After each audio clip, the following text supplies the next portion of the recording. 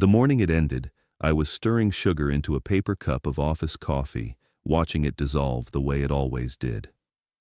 Across the table, my CEO didn't look up from his phone. He kept scrolling, thumb steady, expression blank, like I was a delivery he hadn't ordered. "Let's talk about streamlining," he said, still not meeting my eyes. I nodded once and waited. "My name is Daniel Mercer." I was 56 then, and I'd spent just over 3 decades at a cybersecurity firm in Raleigh, North Carolina, helping build the systems that kept federal networks from falling apart at 3 in the morning. I didn't say any of that. I just sat there while he flipped open a thin folder and skimmed it like a menu. He finally looked up. "You've done solid work," he said, "but we're moving fast. We need people who can adapt."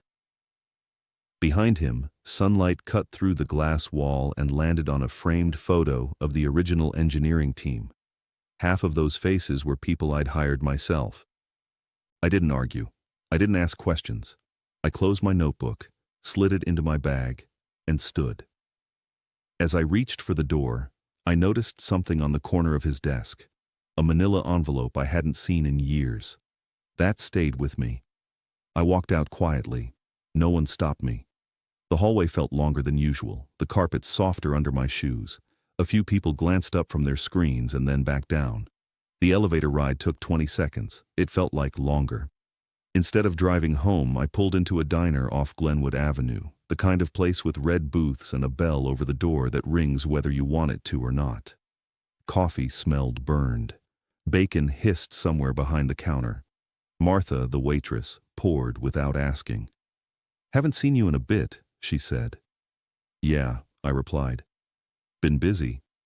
She nodded, like she understood enough not to ask more. My wife Ellen had passed the previous winter, lung cancer.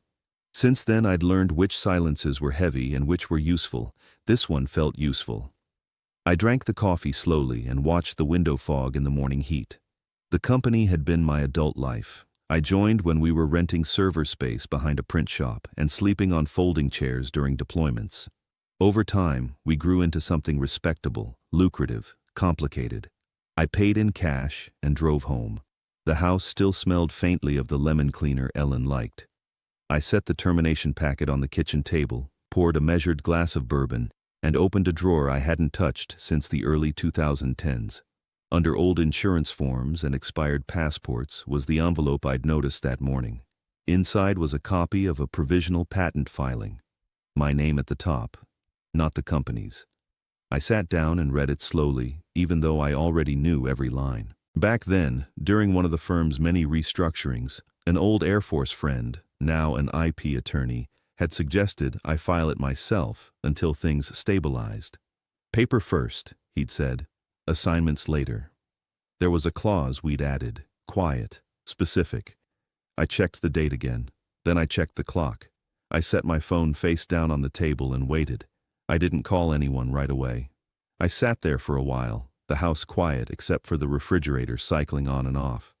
Outside, a lawn service worked its way down the street, the steady hum of engines rising and fading. Normal sounds. Ordinary day. 16 years earlier, the company had nearly collapsed. Government budgets froze, contracts stalled, and half the staff disappeared in a single quarter. The rest of us stayed. We slept under our desks.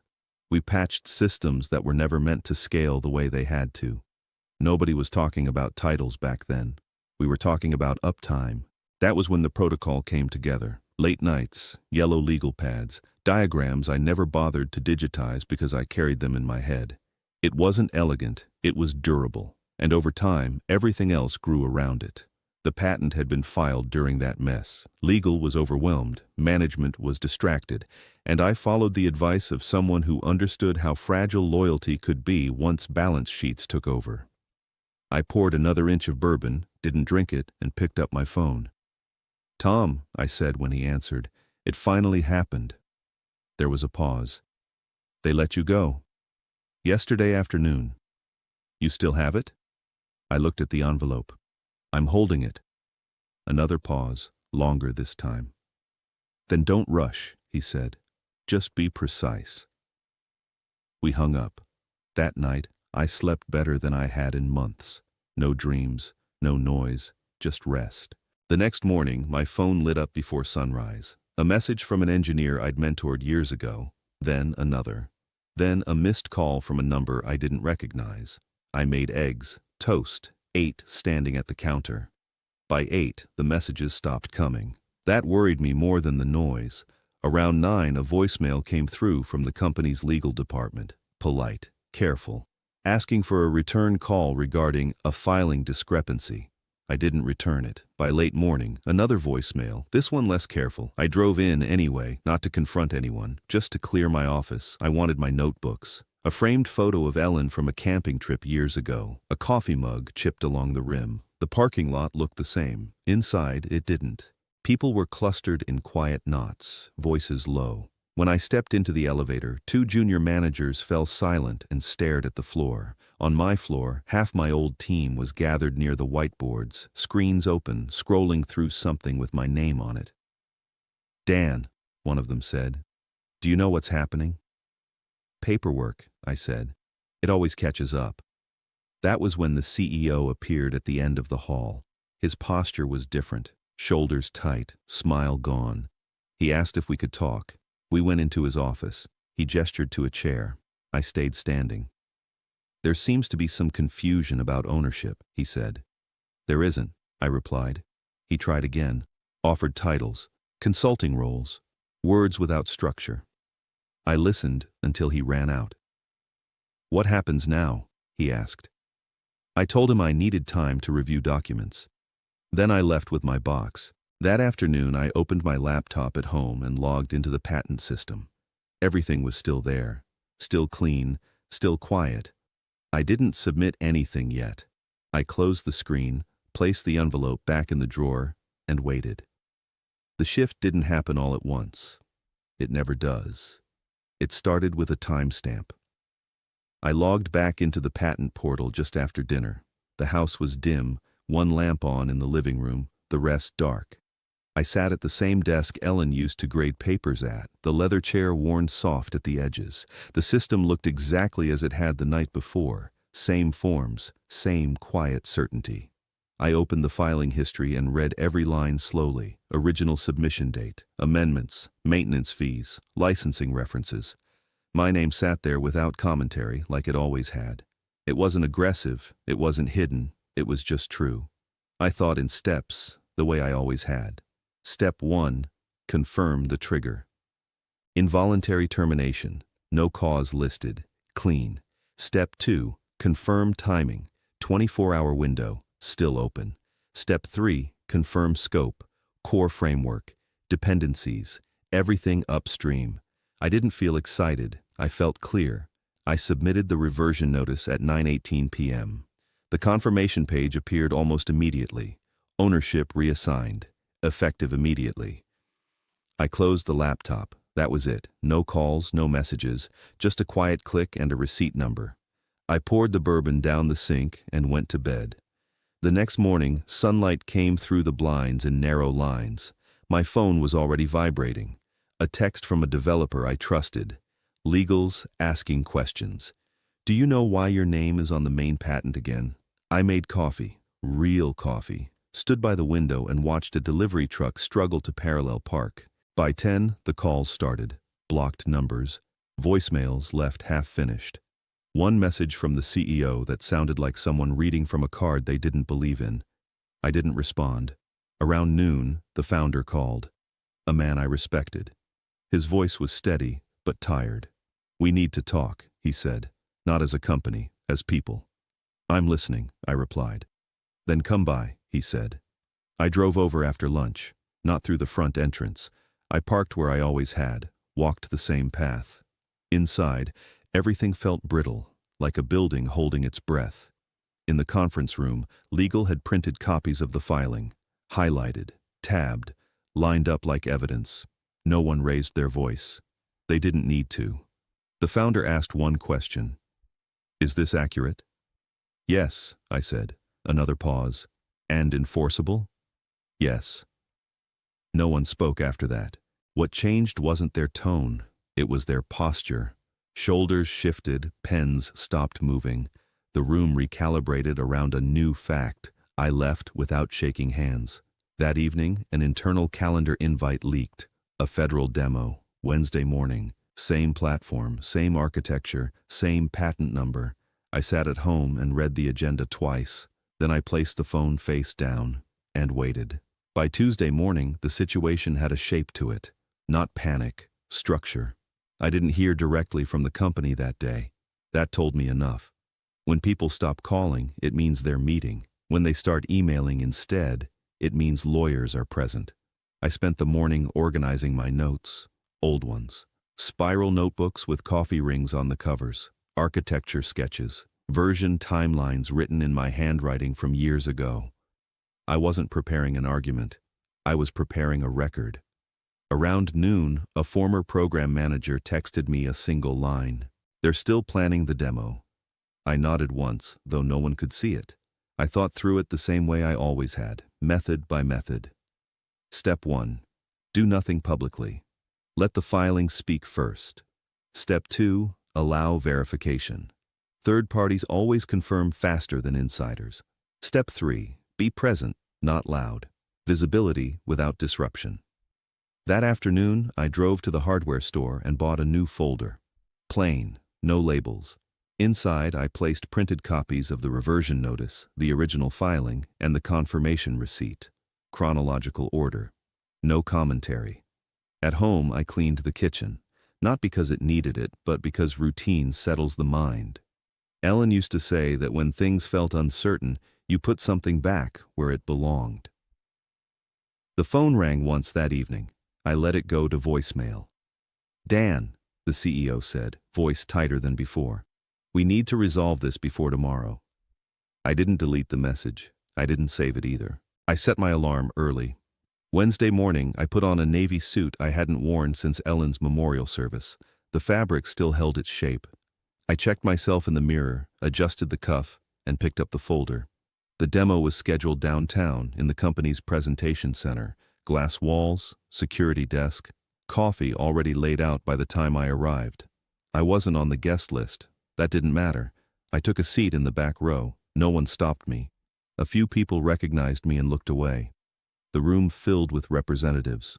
Quiet, attentive, professional. Not investors, stakeholders. The CEO stood at the podium. His voice carried, practiced and controlled. Slides advanced. Diagrams appeared, systems described. I listened. When he reached the slide showing the core framework, I stood. "Excuse me," I said, not raising my voice. The room turned. "My name is Daniel Mercer," I continued. "I designed the protocol being presented." A pause. Long enough to register. "And as of Monday evening," I said, "I am its legal owner." I placed the folder on the table nearest the aisle and opened it. The documents were visible from where I stood. I didn't hand them out. I didn't explain further. One of the federal reps in the front row asked for the patent number. I read it calmly. Phones came out. Quiet typing, verification. No one argued. The CEO tried to speak, stopped, tried again, failed. The room didn't explode. It emptied, efficiently, professionally. I remained where I was until the last chair scraped back. Then I closed the folder and waited. The room felt larger once it was empty. The CEO stayed near the podium, hands resting on the edge like he needed the contact. His confidence hadn't vanished. It had collapsed inward, folding into something smaller and sharper. "Dan," he said quietly, "we need to talk." I nodded and followed him into a side conference room. Neutral space, glass walls, no audience. The kind of room where decisions are usually documented after they're already made. He didn't sit right away. Neither did I. "We didn't intend for this to happen," he said. "There are obligations, federal timelines, people depending on—" "I know," I said. "I built them." That stopped him. He tried again, slower this time. "We can fix this. Reassignment, compensation. We'll make it right." I waited. Silence has a way of letting people reveal what they actually mean. "What do you want?" he asked. I didn't answer immediately. I opened the folder and slid one document across the table, not toward him, just onto the surface between us. "These are the terms under which the system continues to operate," I said. They're written, structured. You'll notice there's nothing emotional in them. He scanned the first page. His breathing changed. This is substantial. It's proportional, I replied. He looked up. And my position? That's a separate decision, I said, but it can't involve me reporting to you. Another pause, longer. This one landed. I need to call the board, he said. Of course, I replied. I stood and walked to the window. The city looked calm. Traffic moved. People crossed the street with coffee cups and headphones, unaware of how close systems sometimes come to stalling. When he returned, his voice was different. Lower. Measured. They're willing to negotiate, he said, but there are limits. There are boundaries, I corrected. Limits are flexible. He exhaled. What happens if we don't agree? Then, nothing dramatic, I said. You suspend deployments, you notify stakeholders, and eventually, the systems age out. He understood then. Not the threat, the inevitability. I need time, he said. You have it, I replied. Until Friday. I gathered my folder and walked out. That evening I returned home, took off the suit, and placed it carefully back in the closet. I heated soup. Ate slowly. The phone stayed silent. Just before bed, a message came through from the founder. Let's finish this properly. I placed the phone on the nightstand, turned off the light, and waited. Friday morning arrived without urgency. I woke up early, made coffee, and reviewed the documents one last time. Nothing had changed. Numbers were still numbers. Dates stayed where they belonged. By 9, my inbox held a single calendar invite from the founder. No subject line, just a room number and a time. I arrived a few minutes early. The boardroom was quieter than the demo space had been. Heavier. The kind of room where people speak less because the walls already know the story. The founder was there, 2 board members, 1 attorney, no CEO. We reviewed everything, the founder said, independently. He slid a printed verification across the table. Third-party confirmation, patent office timestamp, chain of ownership, clean. No disputes, the attorney added. I nodded. The contracts, one board member said, depend on uninterrupted access. I understand, I replied. The founder folded his hands. Your terms are acceptable.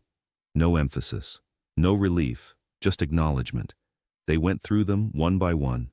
Upfront payment, ongoing royalties, formal title with defined authority, a scholarship fund tied to veterans entering technical fields. Each item noted, each approved.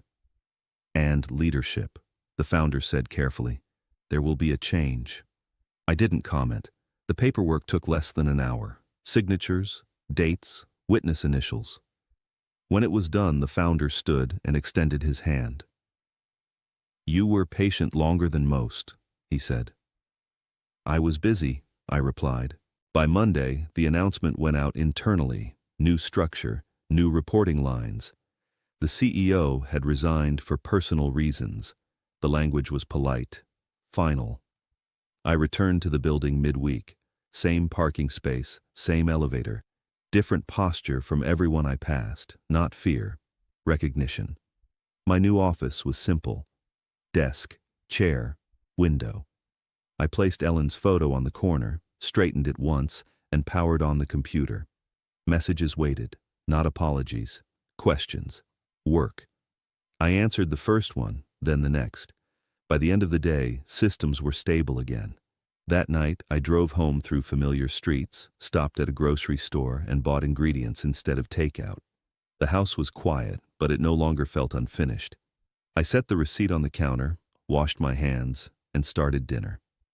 The weeks after were quieter than I expected. Not empty, just orderly. Most mornings, I wake up at the same time. Coffee first. Window open if the weather allows. I straighten the kitchen without thinking about it. Ellen used to say you could tell how someone was doing by how they handled the small routines. I understand that now. At work, things move steadily. Meetings start on time. Decisions are written down.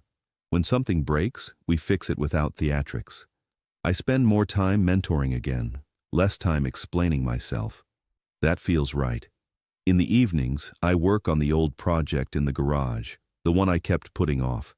There's something grounding about tightening bolts, cleaning parts, putting things back the way they're supposed to be. Progress you can see. No ambiguity. Sometimes I sit on the back steps and let the day settle. No phone, no noise. Just the sense that what I build now stays where it belongs. A few people have reached out quietly. Former colleagues, engineers I trained years ago. One of them was let go recently under similar circumstances. Different company, same language. Restructuring. Agility. I listened. I didn't promise anything.